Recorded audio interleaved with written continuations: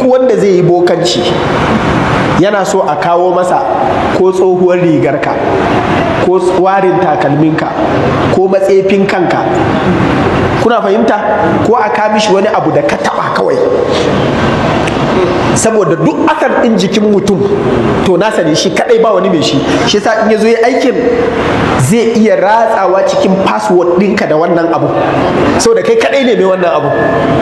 To aljani kuma tunda annabi sallallahu alaihi wasallam ya ce yajri fil insani majrad dam, yana shiga cikin jikinka yanda jini ke shiga. Yanzu ai jini ke yawo jikinka baka magani, to haka aljanin ma zai iya shiga baka sani ba. To sai a yi amfani da wannan athar din naka. Lokacin da za a yi tsafi wa manzon Allah sallallahu alaihi wasallam, me aka nemo? Matsefin kansa da kuma dan gashin kansa, shikenan wannan abun ya ishe su. Na fata an gane. To shi yasa sai su ɗauko wannan abun sai su yi amfani da shi wajen gano password ɗinka, sai a aika maka da abun da ake so, to sai ka zama musakha. Shi yasa in a lokaci ɗaya sai mai yin kiranye a cikin duba sai ka ga ya nuna hoton mutum a gabanka, sai ga ya nuna maka shi, sai a ce ɗauko ka caka masa, sai ka ɗauka ka caka, sai ka ji shi kuma yana ihu a can, sai a yi ta nema a je asibiti a yi ta waye, daga bayan an yi rukiya sai ka tura alluran, daga nan da aka samu password ɗinsa aka tura abin sai su je su same shi. Ina fata an gane ko? Malam Ibn al-Qayyim Allah ya masa rahama yake cewa aljani musamman shedan da yake suna da kazanta mai muni, ita kuma kazanta idan ta yi yawa lallai tana cutarwa.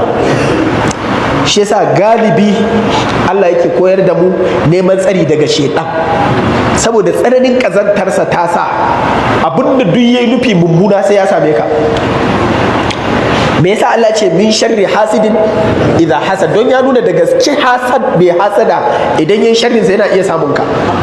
Idan mutum mugu ne, muguntarsa ta yi yawa, kuma ciwon hasada ya sa har yana da ainul hasid, idan ya kalle ka kawai ya kura maka ido, wallahi sai ka ji zazzabi ya kama ka, sai a rasa me yasa ka kamu da zazzabi. Sauro bai cije ka ba? Shi yasa galibi zaka ga mutum sai kamu da ciwo, sai ya je a ce malaria ce, sai ce ni ai sauro bai cije ni ba. Ya kamu da tafi da ce ai ni ban sha ruwa mai abu kaza ba. Ta ina ne? Saboda da yawa daga cikin cutuka suna samun mu ta hanyar ainul hasid. To ina so ne mu gane cewa idan mutum yana da cuta irin wannan, in yayi abu to zai iya cutar da kai. Shi yasa ga cutar bakin aljani, ga cutar bokan, ga cutar wanda yake so a maka abun, idan suka haɗu to ita cuta kuma in ta haɗu da mutum innocent tana iya cutar da shi. Kamar yadda wuka in aka caka a jikinka ba ruwan wukar, ai ita kawai za ta huda ka, ba wukar ce da laifi ba wanda ya turo ta ne. To shi yasa ciwo sai ya samu mutum, ko kaga mutum ya mutu.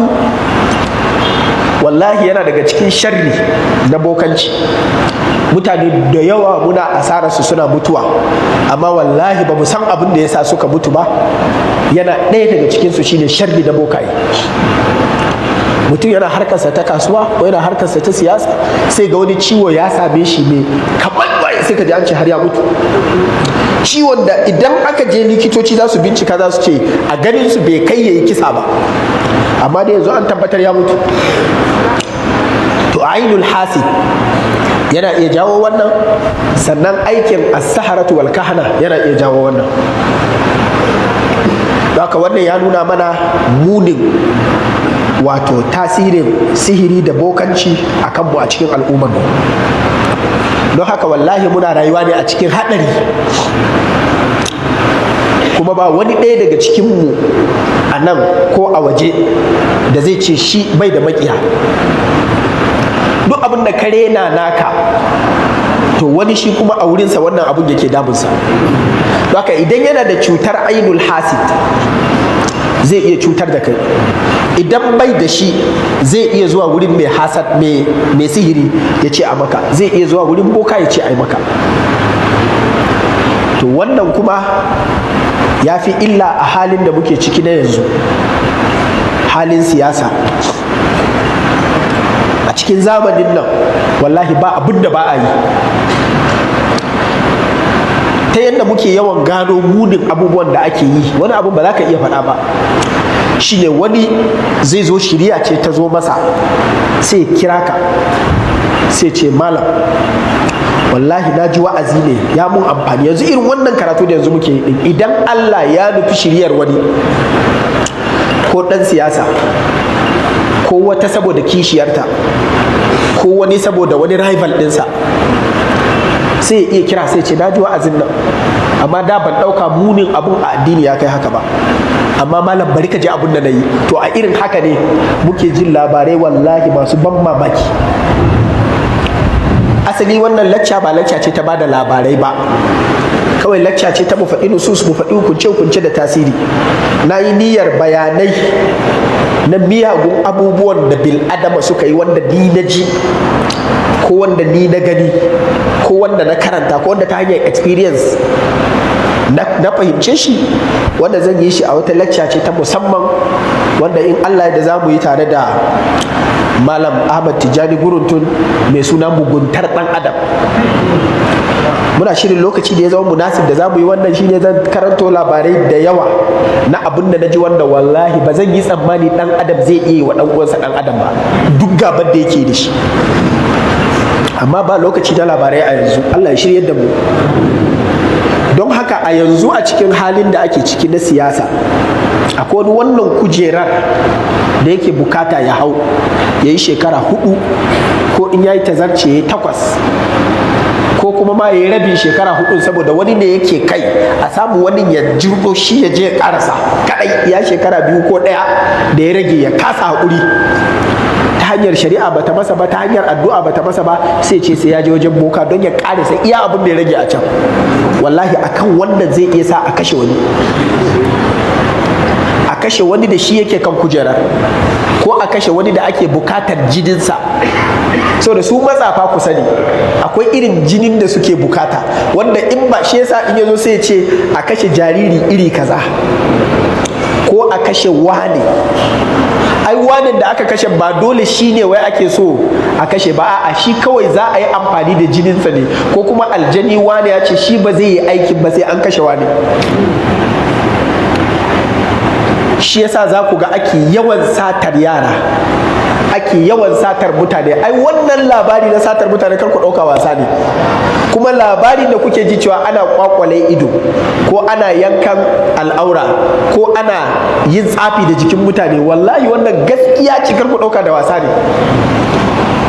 Gidajen da ake yin irin wannan kuma suna cikin garuruwanmu da unguwanninmu,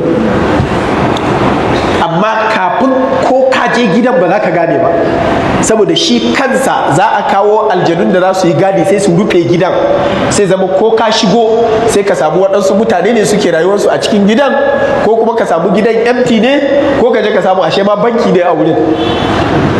Amma sun kawo wani gida a ɓoye sun zo sun sa, sai dai ka ga an saci mutum ana cikin tafiya da shi sai ga shiru, sai ga tafiyar da aka yi da shi bata kai a ce an tafi wani gari ba, sai ga an shiga da shi wani gida. Wanda za a shiga da shi cikin gidan wallahi zai iya yana jin karatun da muke yi yanzu, ko yana jin kiran sallah a masallaci kaza, amma ba zai iya fita ba. Ku kuma za ku iya zuwa ku shiga gidan amma ba za ku gan shi yana wurin ba, saboda mala'iku aljanu sun zo sun ɓoye shi.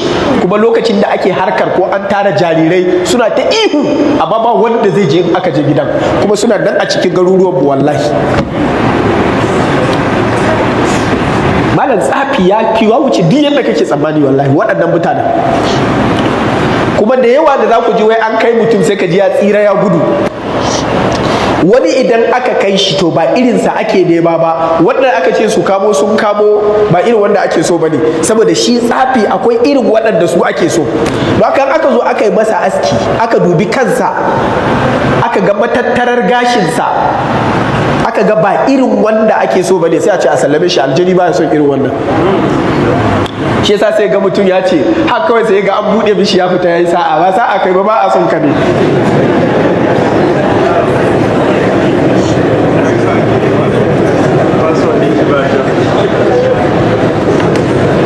Wani kuma ta yi addu'arsa ko addu'ar waɗansu sai ta sa su kansu, saboda duk wanda suka ji shakka a kansa ba za su taba shi ba, sai su ji cewa irin wannan ba sa bukatansa, ko da ya cika amma sai su ji wannan zai iya tona musu asiri, ko kuma aljanin ya ce kar a taba wannan.